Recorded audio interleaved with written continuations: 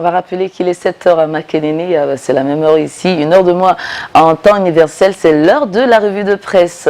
Alors on va poser une question à laquelle il est censé répondre évidemment Ghislain Pierre-Essonneau, que retrouve à la une des différentes parutions de ce jour. À noter qu'on est rendu au 30 septembre 2020. Et c'est sa dernière pour ce mois de septembre. Bonjour à vous pour une dernière fois, Ghislain Pierre-Essonneau, prenez le pouvoir. Bonjour Douala, bonjour Aimé, je vous accueille le cœur affamé de joie comme de coutume, vous mais également les millions de téléspectateurs de Canada International, ceux du Cameroun et du monde entier qui sont tous chargés fort d'informations et qui vous aiment tant autant que nous-mêmes. Bienvenue donc à Yaoundé, c'est la capitale camerounaise, vous l'avez indiqué, c'est pour la revue de presse sur Canal Matin et donc sur Canada International. On ne dira pas que le président de la Fédération camerounaise de football FECAFOOT n'en fait qu'à sa tête, mais c'est tout comme Seydou Mbombo Njoya qui est donc le président de cette instance fêtière du football national, n'a toujours pas accédé au terme de référence qui avait été arrêté, on s'en souvient, la semaine dernière, entre lui, le président de l'AFECAFOOT, le président de la Ligue de football professionnel du Cameroun, le général Semengue, et le ministre des Sports. Ces termes de référence visaient un apaisement inspiré des décisions du tribunal arbitral du sport venu du côté de la Suisse.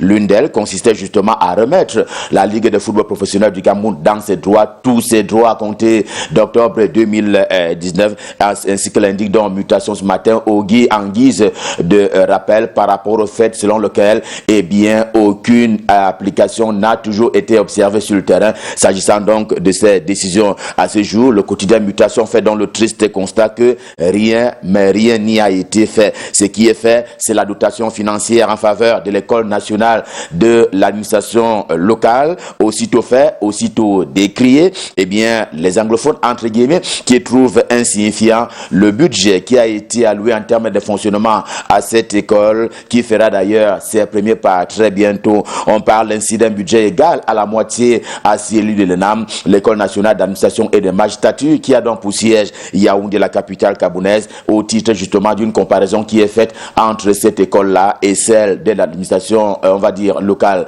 À Boya, la capitale de la région du sud-ouest camerounais, comme Bamenda, celle du nord-ouest, l'école est portée à réouvrir ses portes le 5 octobre prochain, date qui a été arrêtée. Et d'ailleurs, le gouvernement de la République a travaillé à cet effet. Ce sera donc la rentrée scolaire au Cameroun. Des Guardian Post quotidien camerounais d'expression anglaise, vous le voyez, tient à l'œil toutes les composantes appelées à rendre celle-ci une réalité le 5 octobre prochain. La nouvelle ce matin, c'est que certains leaders sécessionnistes se sont rébiffés. Retour dans le bon sens pour dire le très grand intérêt que ceci porte donc à l'école tout court. Eric Tato, Marc Barretta, ce sont donc les deux exemples qui sont tirés en guise justement de ceux qui manifestent leur volonté au retour à l'école. Ils affirment ainsi leur détermination à permettre que les enfants retrouvent le chemin de l'école le 5 octobre prochain, aussi bien dans la région du nord-ouest que celle du sud-ouest. Mais attention, demain, c'est le 1er octobre, comme chaque année,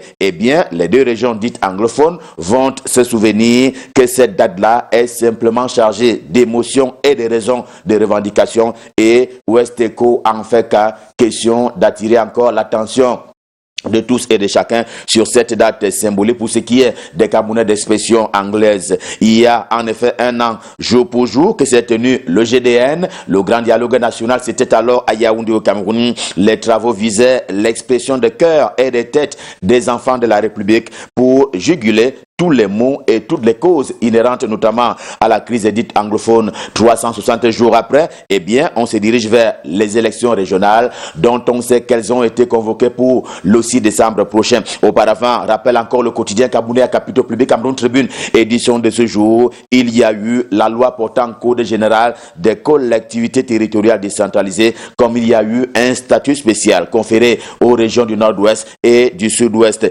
Des avancées notables que rappelle donc le quotidien à Capitaux Public, Cameroun Tribune. Dans sa livraison de ce mercredi, on parlait il y a un moment encore des élections régionales et le journal L'Action du comité central du RDPC, Rassemblement démocratique du peuple camerounais, restait focalisé sur cette formation politique dont le président national et d'ailleurs le président de la République, Paul Biya. Le parti est attentif, très attentif d'ailleurs au calendrier et même au-delà, est très attentif au processus électoral qui ira donc jusqu'au 6 décembre prochain avec les élections qui qui sont annoncés pour se tenir. On peut lire dans les colonnes du journal L'Action que les préparatifs vont bon train côté RDPC et d'ailleurs on prépare déjà la campagne électorale de ce côté-là, elle qui est annoncée pour commencer en mi-novembre prochain. L'Œil du Sahel d'hier, c'est-à-dire le journal de Guiba et Gatama, l'Œil du Sahel d'hier n'est pas celui d'aujourd'hui. La preuve, après avoir scruté l'extrême nord, eh bien cap ce matin sur la région Château d'eau du Cameroun. On appelle ainsi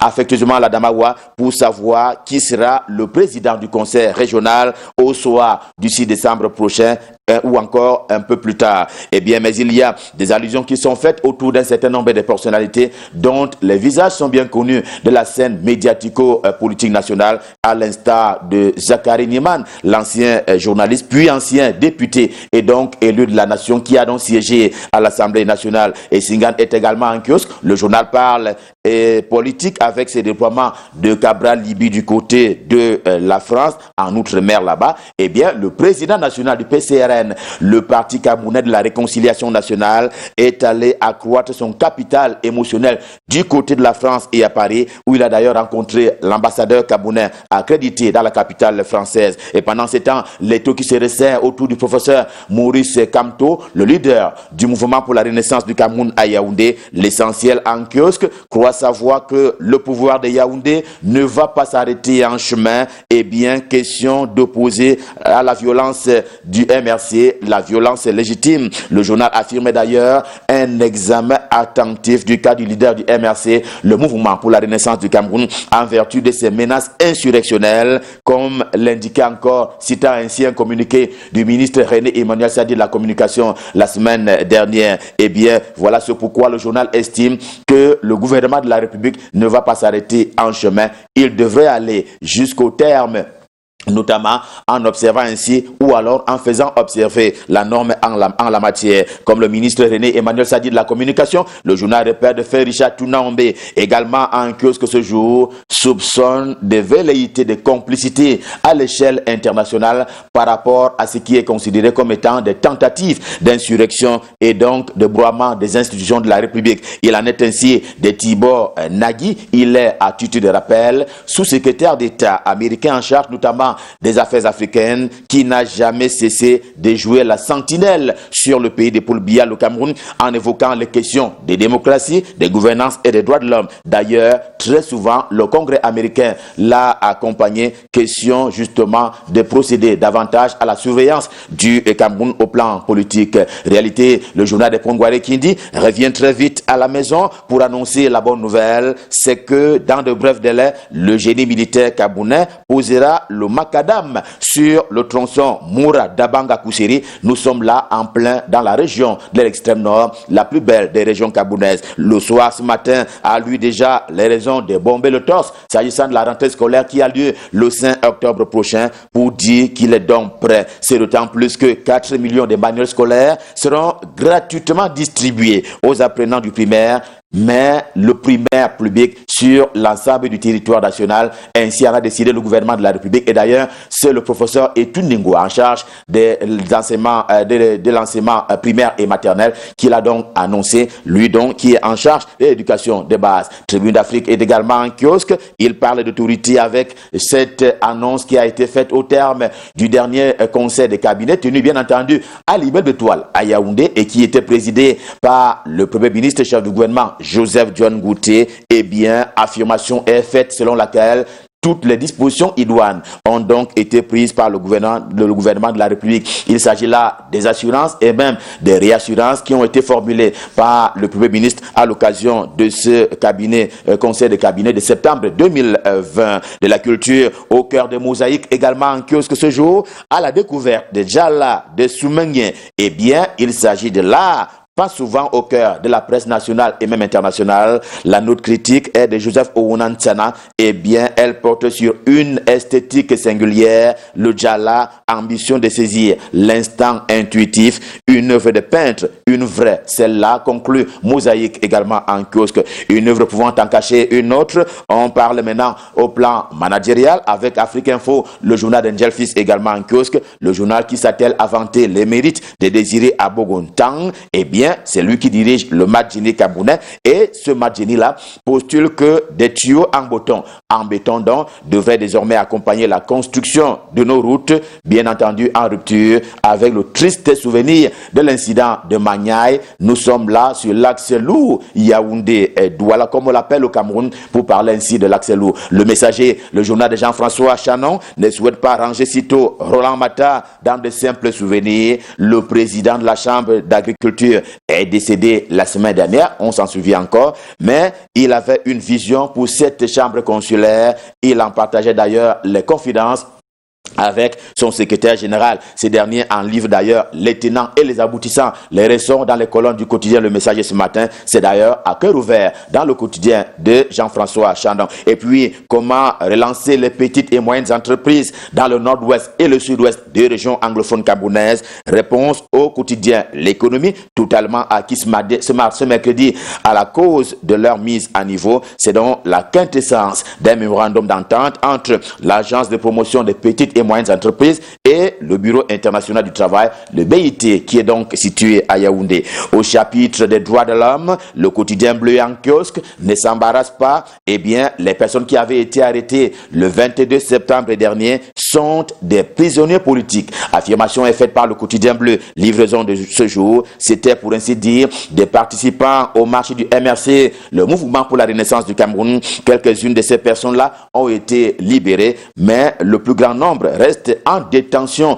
notamment dans les cellules des brigades de gendarmerie, mais également des commissariats, renseigne ainsi le jour du jour, le journal d'Aman Mana. Kalara ne va pas jusqu'à énoncer un nombre de quelques 600, il s'agit de 100 personnes selon le journal, et d'ailleurs, dit-il, elles comparaissent devant le tribunal militaire pour tentative d'actes terroristes, insurrection et même hostilité envers la patrie. Tout cela, rappelle le journal, relève de la norme en la matière et notamment la loi portant répression des actes terroristes. Mais les avocats, quant à eux, crient à la torture de leurs clients. Martel ainsi Kalara également en kiosque. Doit-on parler de l'assassinat ou alors du meurtre des droits de l'homme quand un individu à lui seul vole des milliards de l'argent public? Le quotidien Émergence en kiosque répond par l'affirmatif. Dans cette charcuterie des biens publics, on en est adressé le classement des meilleurs détourneurs de la République. À eux seuls, 10. Ils ont donc pris pratiquement 500 milliards de francs CFA. Leur photographie guide et en disent long. Et le journal a retenu ainsi quelques-unes de ces figures-là au hit parade des meilleurs détourneurs de la République. Apparemment, il y a Atanganankuna qui figure parmi ces figures-là. Et il y a également Essi Memenye comme Dieudonné Ambassa Zan. D'ailleurs, ces deux derniers sont en fuite ou, si vous voulez, en exil. Et ils ont d'ailleurs failli être rejoints par le premier, c'est-à-dire Basile Atanganankuna, qui a été stoppé net alors qu'il tentait une balade nocturne au Nigeria. Les voici donc les meilleurs détourneurs de la République, classement proposé par le quotidien Émergence en kiosque ce jour. Revue de presse Made in Cameroun, stop fin, le cœur enflammé de joie. Évidemment, nous vous avons servi. On prend rendez-vous pour demain quand il sera 7h pour le même exercice et nous serons dans les mêmes dispositions et même prédispositions. Question de vous servir.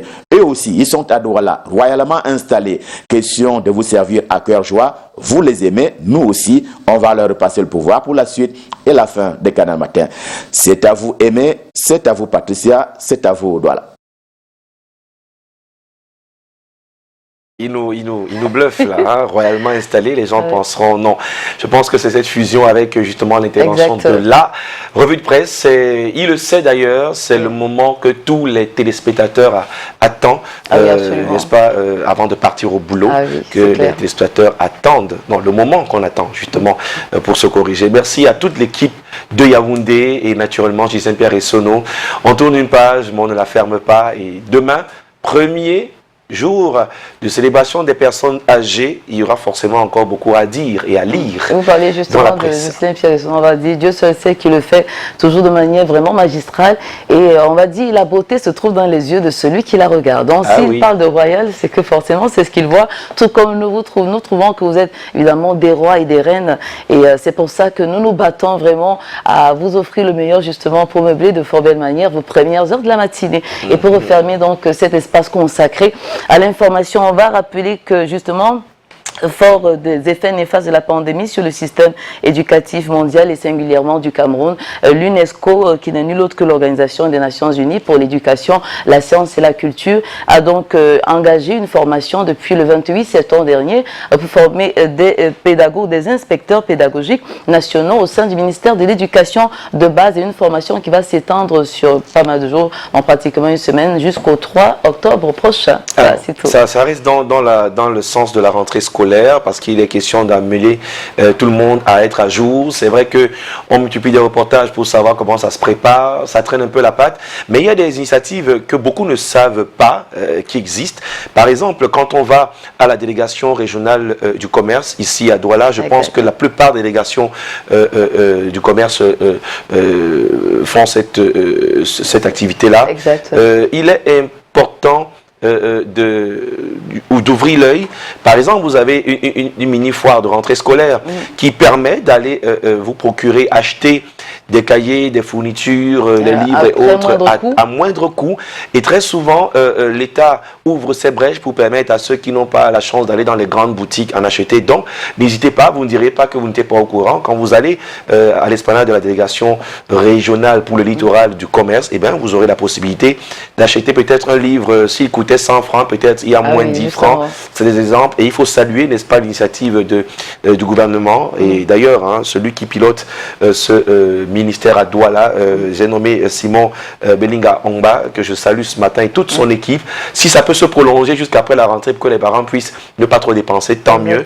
Et n'allez pas penser que c'est du bluff. Jusqu'à samedi, de lundi à samedi, profitez-en, et c'est une forme d'accompagnement des populations dans la gestion de la rentrée scolaire. Tonton Simon, je vous salue, et c'est une très bonne initiative. En tout cas, félicitations, et puis à tous les membres du gouvernement ou encore les ministères de tutelle qui s'impliquent justement pour assurer à nos bambins une meilleure rentrée scolaire, parce que c'est ce qu'ils méritent. En tout cas, ça se passe donc le 5 octobre prochain. Mais en attendant, chers téléspectateurs, on accompagne surtout les parents parce que les marchés sont pleins à craquer. Tous les parents sont là parce qu'il faut vraiment se hâter justement pour préparer, pour offrir aux enfants une rentrée scolaire qu'ils méritent.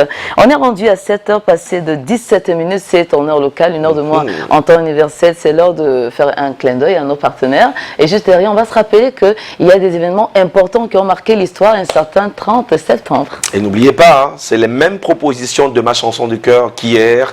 Donc on a déjà une idée de qui a pris l'avantage entre Michael Jackson et Whitney Houston. Et la suite, c'est sur Canal Matin, sur Facebook.